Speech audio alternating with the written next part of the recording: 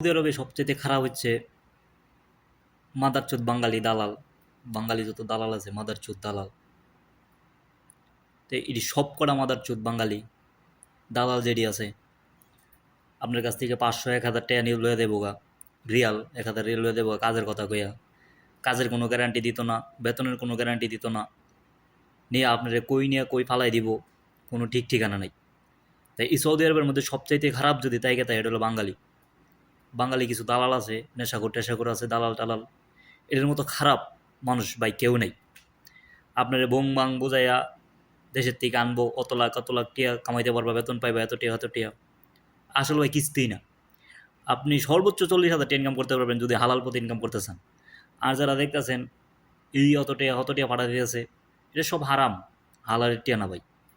আমার মতো আপনার মতো লোকরে ধরতেছে, কাজের কথা কইয়া নিয়ে আনতেছে, কাজে লাগাই দিব,